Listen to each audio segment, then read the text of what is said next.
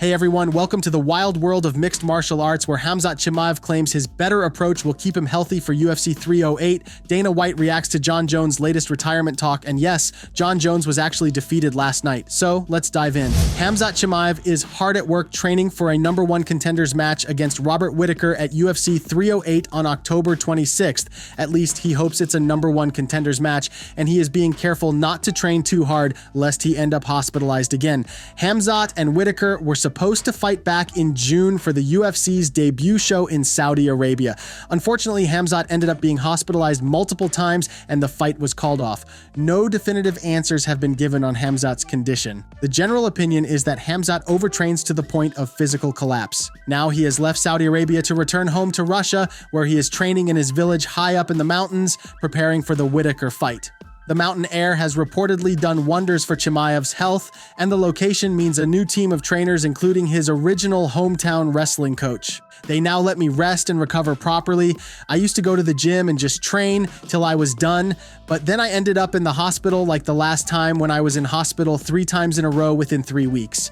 My immune system went down, I got sick. Now I use a better approach. I work with good coaches, raised a lot of world champions. I am going to take a big step forward. Chimaev will need a big step forward if he hopes to last 5 rounds with Robert Whittaker. Chimaev eked out a majority decision win over Kamaru Usman in October 2023 after blowing through his gas tank in the first round. How he'll handle a 5-round fight is a big question, one he needs to answer before fighting for the title. Khamzat used to say he's mesh everybody, but now it looks like the only thing he's smashing is his fans' wallets with dodgy crypto schemes. At this point, he's scamming more people than he's actually fighting in the Octagon. Dana White isn't putting much stock into Jon Jones' retirement talk, even when that retirement talk is coming from Jon Jones himself. Since Jones announced his return in late 2022, his goal has been clear: to win the UFC heavyweight title and then defend it against Stipe Miocic, who has the most heavyweight title defenses in the division's history. Following that, those in his gym said he planned to walk away from the sport undefeated with his legacy complete. On Saturday night after UFC 306 at the Sphere, Jones confirmed that was still the plan. He told light heavyweight champion Alex Pereira that he was almost done fighting, and he told a roving reporter who asked him about his future, "This is going to be the last time. The last time." Following Tuesday night's Contender Series event, Dana White said he hadn't spoken to Jones about it. Why speak to him after this event? You gotta figure out what's gonna happen in this UFC 309 fight. We'll see how this fight plays out, and then we'll go from there. Dana believes Jones can be convinced to stick around and fight against current interim champion Tom Aspinall, who, by the way, White confirmed is the official UFC 309 backup should anything happen to Jones or Miocic. Dana also said you can forget any talk of Jones facing someone else should he stick around and continue fighting. Tom Aspinall is next in line for anything that happens after this fight. Retirement talk again? John's probably retiring right after he finishes fighting every UFC legend born in the 70s. Don't worry, Aspinall, your time's coming in about 10 years.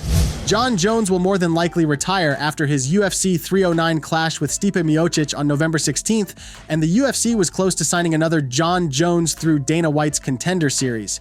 Namely, the story goes like this. A fighter by the name of Arthur Lopez, who once carried the nickname Jon Jones, was hoping that a win on Dana White's Contender Series would secure him a spot in the UFC.